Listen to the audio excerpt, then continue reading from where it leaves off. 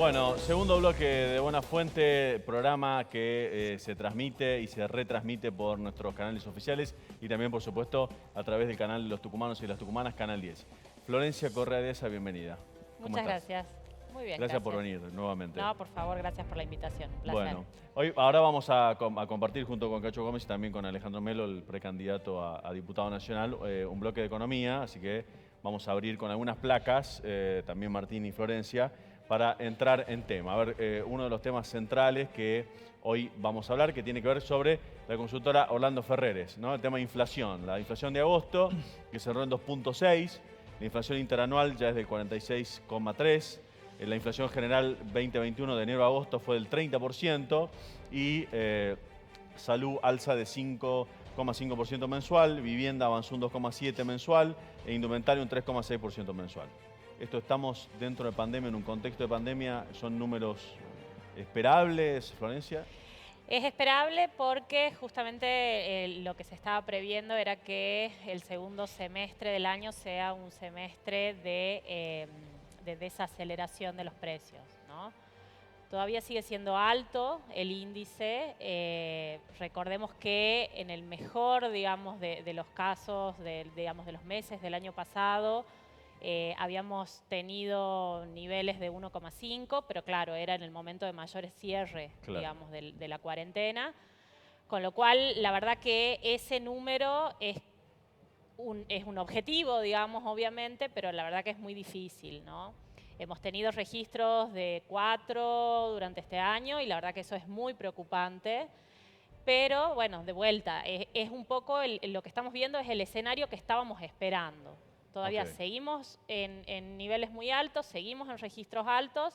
El interanual realmente nos está hablando de una situación compleja en términos inflacionarios. Y bueno, y sobre todo el gran, digamos, traspié que ha tenido el presupuesto nacional en términos de haber acumulado lo que habíamos previsto para todo el año en el primer semestre, ¿no? Una de las grandes apuestas del gobierno de Alberto Fernández ha sido, sobre todo para este año, el crecimiento. Tener estos índices inflacionarios posibilitan, son viables para permitir ese crecimiento. ¿Qué tiene que ocurrir para que finalmente digamos, bueno, estamos saliendo de esto y empezando a crecer?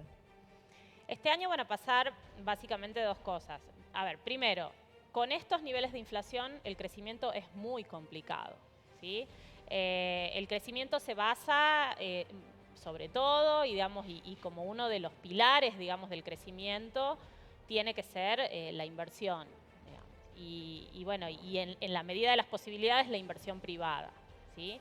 Por supuesto con el apoyo necesario del Estado, claro, ¿sí? Pero la inversión privada tiene que estar acompañando el proceso de crecimiento. Con estos niveles de inflación, la verdad que la previsibilidad que necesita la inversión se ve muy seriamente condicionada. Entonces ahí tenemos un problema, digamos, que si no se lo soluciona, el crecimiento se hace más difícil. Ahora, ¿cuál es la otra parte de lo que puede llegar a pasar este año o de lo que está por pasar este año?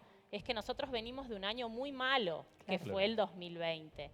Entonces, de repente pensar que este año podemos terminar con una tasa de crecimiento de entre el 5 o el 7%, uno podría decir, estamos creciendo casi a tasas chinas, digamos. Pero bueno, la verdad es que no, venimos desde muy abajo y entonces parte de ese crecimiento que vamos a ver este año va a ser recuperar lo del año pasado y un poquito la reactivación que estamos viendo y en principio, digamos, hasta el momento, sobre todo de la industria, ¿no? Licenciada, sí. cuando por ahí algunos economistas que se identifican con el liberalismo hablan, cuando ven cualquier número de tasa de índice de inflación, dicen que generalmente siempre el aumento de la inflación es porque hay mayor emisión monetaria.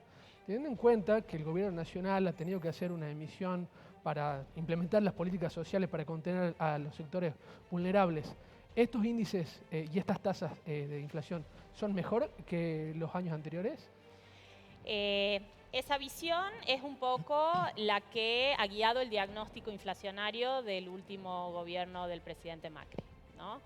Entonces, y pese a que realmente la emisión monetaria durante esos 4 años se redujo muy fuertemente, hemos terminado con tasas de inflación superiores al 50%. Entonces, con ese fenómeno uno ya podría estar diciendo, bueno, capaz que algo está pasando o capaz que este fenómeno es un fenómeno bastante más complejo que simplemente emito y Emisión, produzco claro. inflación. Que no es solo emisión, ¿no? claro. Claramente. Sí. Entonces, bueno, de nuevo, parece un eslogan, yo entiendo que parece un eslogan, pero realmente es así y así funciona en la Argentina. La inflación es un fenómeno multicausal. Porque además están los mitos de la economía en época de campaña, ¿no? En época de elecciones, que empiezan, parece que agarran los libros y comienzan a sacar viejas fórmulas, ¿no? Los mitos Como- y la especulación. Los mitos y la ojo. especulación, ¿no? Creo que tenemos placa para seguir con el tema. Vamos a seguir con el tema dólar ahora. Nación analiza flexibilizar las restricciones cambiarias y con una pregunta. ¿El acuerdo con el FMI puede generar una mayor previsibilidad? ¿Por qué la escasez de dólares se está comenzando a revertir? ¿Es por el aumento de las exportaciones? Bueno, empiezo por la primera porque Sí. temporalmente es la... Claro, la que más urge. En primer lugar, digamos, tener en cuenta que durante el primer semestre del año, de manera estacional, digamos, o sea, por el ciclo, digamos, de la economía argentina, siempre se exporta más durante la primera mitad del año. Entonces, por eso es que uno hoy lo que está viendo es que realmente el saldo exportador del primer semestre ha sido muy positivo para el país, ¿no? Entonces, en ese sentido, hoy lo que sí vemos es justamente que, bueno, que la escasez de dólares no sería tal, ¿no? En relación... Aparte está liquidando el campo ahora, ¿no? Estos meses. El campo liquida durante la primera, digamos, se exporta, claro, exporta y y liquida, entonces, claro, se liquida durante la primera mitad del año. La segunda mitad del año en el frente, digamos, externo, es un poco más compleja. Entonces, ¿qué es lo que ha hecho el gobierno? Aprovechando ese ciclo, digamos, de las exportaciones y de las liquidaciones, ha podido acumular reservas. Eso es lo que hoy nos permite, digamos, a nivel nacional, tener las reservas bastante engrosadas en el Banco Central, y es lo que permite bajar estas expectativas que ustedes están planteando de cara a las elecciones. Claro. ¿no? Claro, las últimas elecciones recuerdo que el tema dólar fue central en la discusión, pese a que los argentinos no estaban comprando Claro. dólares. Y no es una economía dolarizada. Pero ¿no? además un expresidente que salió a decir que lo del dólar tenía que ver con un mensaje de la gente en mira a lo que había ocurrido en las PASO. Bueno, ¿las elecciones tienen que ver con lo que ocurre con el dólar o no? A ese dólar, ¿lo modificamos al precio nosotros los argentinos o los grandes accionistas o compradores y vendedores de dólares? Claramente que los ahorristas como nosotros, digamos, como estos, digamos, que capaz que podemos llegar a los $200 al mes, no movemos el Acá valor está la del dólar. cotización, ¿no? el martes 31 de agosto, ¿no? De la venta, compra-venta y el dólar turista, el dólar más 30 y más 35. Sí, perdón que te interrumpí. No, y lo cierto es que, a ver, cualquier proceso eleccionario en la Argentina genera incertidumbre. Cualquiera sea el color político que esté disputando. Y te pido un punto aparte, un punto seguido, porque le pregunto a Ale, ¿en la campaña la gente te habla de dólares, de inversión? No, para nada, es una de las tantas ¿Está cosas en la que agenda de la intentan gente? imponer. No está en la agenda de la gente, la verdad que no. Pero bueno, como vos lo decías recién, por ahí escuchamos algunos economistas que salen ahora y hacen fórmulas mágicas, como si fuesen los Messi de la economía, ¿no? Y cuando estuvieron al frente de eso, la chocaron todas, así que... ¿Usted habla de mucho Milei? eso.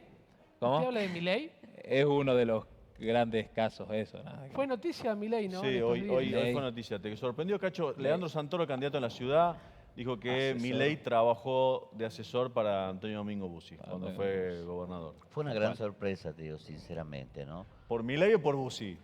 O sea, Por los dos en realidad te digo, ¿no? Porque yo lo escucho a Milei a veces y yo digo, qué soluciones fantásticas que tenemos para nuestro país, qué bárbaro esto. Porque te juro, yo la escuchaba a ella hace rato cuando hablaba de la compra del dólar todo, ¿no?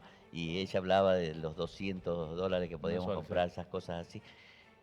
Al amperímetro no lo mueve el que compra $200, decía él. Y ella tiene razón. Es un círculo privilegiado de la Argentina, que es el que nos transforma la economía nuestra cuando ellos quieren hacerlo. claro. Nos pueden llevar directamente ese grupo cerrado, patriarcal, diríamos, ese que siempre trató de dominar la economía de la Argentina, como era el Grupo de los Ocho, Claro. cuando volvió Alfonsín, son los que nos van a transformar a nosotros en lo que ellos quieren, más pobres, menos pobres, clase media, no clase media. Además, Ellos, Florencia, unos pocos se benefician y es la mayoría Sí. la que pierde acá en la Argentina. Y todo por el tema del famoso dólar. Ellos compran lo que quieren, mueven la economía como quieren y nos transforman a los argentinos en gente que estamos dependiendo de las decisiones de ellos que las llevan a la bolsa. Flor, a Lo eso viene iba. sucediendo de hace mucho, ¿no? Sí. Tratan cierto sector de la oposición, y también se ve mucho más en campaña, por eso le preguntaba a Alejandro y a Cacho Gómez, de despolitizar la economía. Es como que, digamos, la economía es un oráculo alejado de la gente o de las decisiones políticas que no tienen una relación directa, ¿no? Bueno, me parece que todas las disciplinas, digamos, tienen sus vetas, digamos, internas. La economía particularmente tiene como las dos visiones más fuertes. Una en donde el Estado Claro. no es protagonista, pero sí acompaña al sector privado. O sea, esto que hablaba yo un poco al principio. O sea, el sector privado es importante, las empresas son importantes, pero también es importante la regulación estatal y es importante el acompañamiento estatal y es importante la institucionalidad que el Estado pueda brindar, ¿no? Entonces, en ese sentido, hay una rama de la economía que entiende que la política y el Estado son importantes. Digamos, la economía más liberal, que es un poco la que Martín apela, digamos, Claro. cuando habla de Milei, entienden que el Estado fagocita a la economía y la verdad que incluso, bueno, él está entrando en esa dinámica, o sea, al ser candidato y al Claro. querer ocupar una banca, está entrando en una dinámica en donde él entiende que desde ahí puede tomar decisiones económicas a tono con lo que él piensa, digamos. Entonces, en definitiva, es como hasta contradictorio, ¿no? Bueno, gracias por el tiempo, Flor. Gracias A por ustedes. habernos dado esta clase, mini clase en estos 10 minutos Así de es. bloque. Y a Genial, ustedes también les pido que se queden para, en el último bloque, saber cómo va a seguir la campaña del Frente de Todos, cómo va a seguir la interna de la legislatura. Todo esto en el próximo bloque en De Buena Fuente, quinta temporada.